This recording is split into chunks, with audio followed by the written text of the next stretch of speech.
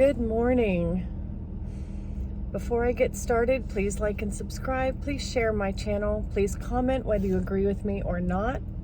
I'm sitting here a little bit stuck in traffic. There's not too much traffic, so I'll just wait for this light.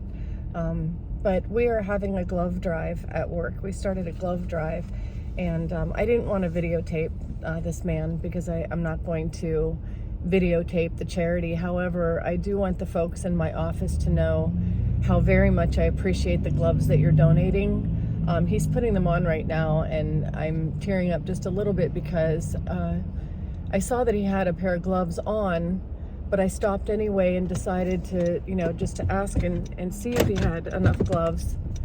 And his response was, he held up the gloves he was wearing, and they were wet, and they weren't waterproof at all. They were just kind of cloth.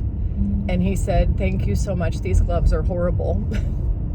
So I don't like to broadcast charity. However, I do want the folks in my office to know how very much this means to me. Because as I'm walking around downtown and I see folks, it went down to like negative numbers a week or so ago.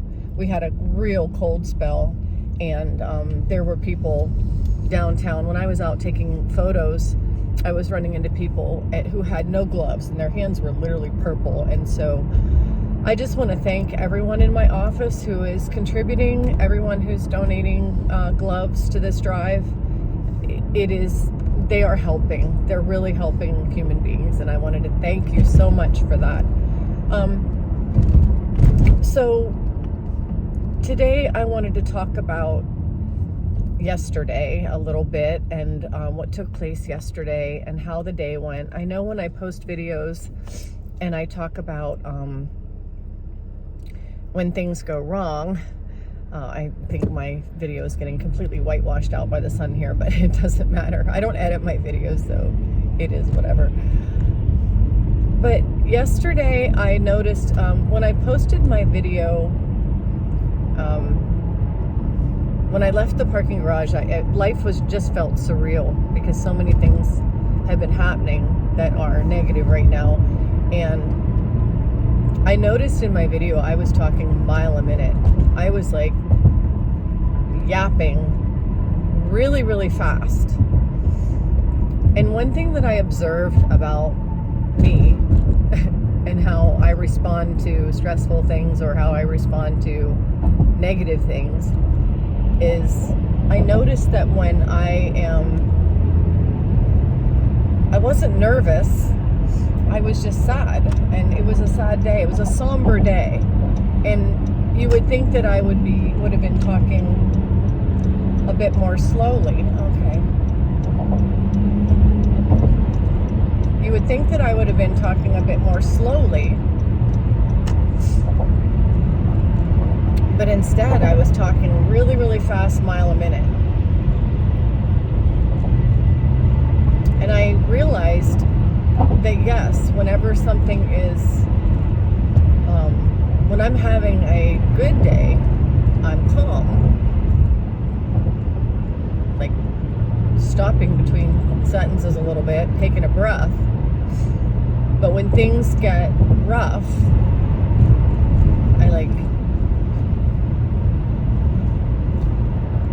this morning as I was leaving my apartment, I put my hair in a bun because it's Saturday. I'm working some overtime to make up time. And in the elevator going to the parking garage, there's a big mirror. Like the whole wall is a big mirror. And every morning it's kind of like that's the mirror. When I get ready for work, it's like, okay, here's the mirror. I check myself, make sure everything is put together. I don't have a mirror in my house, so other than the little tiny bathroom mirror. But so in the elevator, that's where I look at myself and think, do I look presentable to the world today? And I had put my hair in a bun this morning, and I looked in the mirror and I said, I look like my grandma. And as I was walking to the parking garage, I imagined a conversation with my grandma. I haven't seen her since I was little. She died when I was, I think, 6 or 7 years old. I was very young when she passed away. But I knew her when I was a young child. She didn't speak English. She spoke Hungarian. She was a really, really, really tough lady. She had been through a lot in her life. My grandpa was a coal miner. He died of cancer. And my grandma really held down the fort.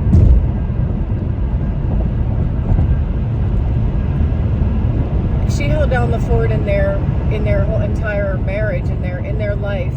My grandma was the one. I mean, not that my grandpa wasn't strong, but my grandma was a rock. She was a hard worker. They came from Hungary. She came over first, and then my grandpa followed her, or it was the other way around. But when they got here, they didn't speak any English. He was a coal miner. They didn't have it easy. My grandparents did not have it easy when they got to America. They became citizens. They came across on Ellis Island and they became citizens. And she, carried buckets of coal. Upstairs she had 11 kids in a 2-bedroom house, or 2 or 3 bedroom house with 1 bathroom. And as I was walking into the parking garage today, oftentimes I've been told that I have my grandma's stubbornness and part of her personality. She was I'm very strong-willed and a bit hard-headed. And I can sometimes feel her. I can sometimes feel the connection. And I almost felt her saying to me this morning, I don't want you to suffer, but know that it's okay when you suffer. Because suffering brings with it, or can bring with it, a lot of good things. I felt very strongly that the sense that my grandma suffered a lot. She had a lot of health issues, and they had a lot of hardships. They went through the Great Depression. My mom and my dad went through the Great Depression when they were kids, and families didn't have it easy. And I look around at our environment that we have now and what Americans call suffering. $5 for a gallon of milk or for a dozen eggs, and Americans call that suffering. They call $3.52 for gas suffering. But I don't really know if Americans know what suffering is. And a lot of people have said that Americans are so spoiled that, I don't want to say it out loud, but I'll just say it. People have said, what we need is a Great Depression to get America back to the basics, back to appreciating life, back to saving and not wasting, back to having gratitude. I always said that I hope that our generation doesn't have to go through all that.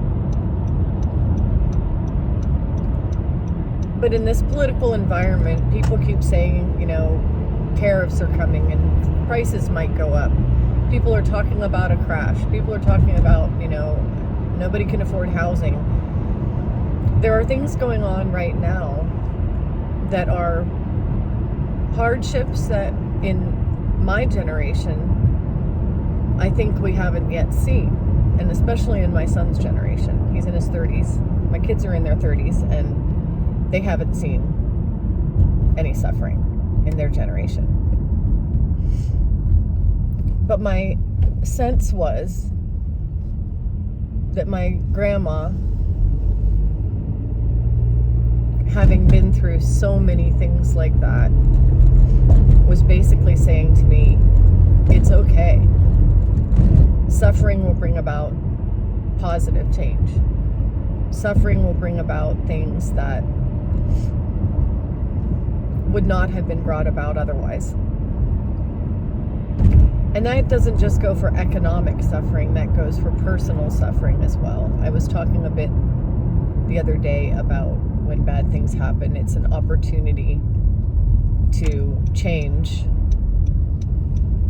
It's an opportunity to recalibrate. And I think that when we have, and when we're constantly given everything we need, we tend to get complacent. Some people are continuously have continuous gratitude, regardless of, whether they're rich or poor, whether they have or have not. But a lot of us tend to take things for granted.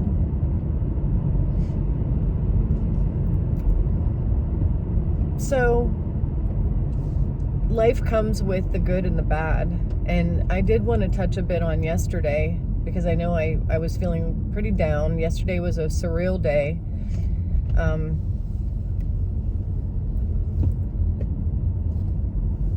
And I came into the office, and there was sadness and emptiness, and there was also much support. When we post things on Teams, there's a emoji. It's a little hand holding a heart, and that little hand holding the heart says support. And that's how I felt yesterday. I felt supported. I felt supported by human beings, and I felt supported by the collective, the all. It was not what I would describe as a happy day. Like I said, it was somber. It felt empty. There were things about yesterday, and grief is what it is. When there's a loss, it's not wise to deny yourself the sense of grief. I don't want to breeze over it and pretend that it doesn't exist. However, my grandma was right. When things happen that are, I'll just say negative, when when we suffer loss, or when we suffer hardship, or when there's something negative going on,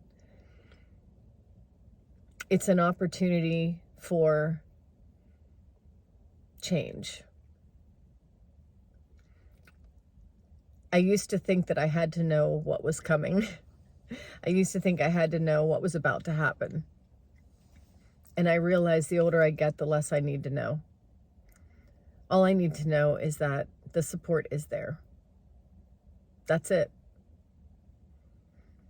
And it's not just the team that I have, the managers that we have. It's not just the people I work with physically, although, there is a strong sense of support here. It's everything and everybody, and all of the life that I've been talking about in my video for the last almost year. The support is real. The support is us. And yes, when things are going well, we can still sense each other, and we can still sense the connectedness. We can still sense that we are together. When things are not going well, it's almost like we become acutely aware of it, or we have the opportunity to become acutely aware. And you don't have to be right next to someone physically to be in support. Support takes place in the supernatural. Support is just there. Support is us. Support is who and what we are. So with hardship and with the pains of life, we're given an opportunity. And I think that that's what I took away from yesterday. It was a work day. It was a day, no matter what happens, when you have a job to do, you do your job. But what's going on the inside, life continues on the inside. And on the outside, the things that we're doing are things that we do out of, either necessity or just basic respect, or because we have integrity. But the things that go on the inside are always stirring. It's like a lava lamp going on in the supernatural realm, in the subconscious. But I can say that I am much more aware of the changes and the things that go on inside as things go on outside. They say don't let things of the world shake you or break you. True. But definitely do let them change you, and let them change you for the good. Because this life is designed for us to connect, to realize who we are. We're unlimited, all-powerful, together with the one, the I am, life, all of life, everything that exists. We are all in this together, and human beings are connected in love. So know who you are. Walk in that. And know that that support is always present, always present. And that's the level on which we are not shaken. I posted a video, life is like a snow globe. That's how it feels sometimes, like somebody just shook up all of life and everything is upside down and flying through the air and nothing is as it was a second ago. That's what's going on in this realm, in the visual creation, in the experience we call life. That's how that looks. But the inner peace that we hold remains. And that is our togetherness. That is our support for one another. That's the love that we can still have. So anyway, reflecting this morning, it's time to get into the office. And I don't even know if I asked you to like and subscribe and all that stuff in the beginning of this video. I was so moved by the interaction with the person, the unhoused person who I was talking to before I started this video, that it kind of threw me off a little bit. But please do like and subscribe, share my channel. I'd really like this to become a community of people who are like-minded, who love one another, and who are in support of each other. That's really what I want for this channel, is just, the more the merrier. So I hope you're all having a great day, and I will see you next time.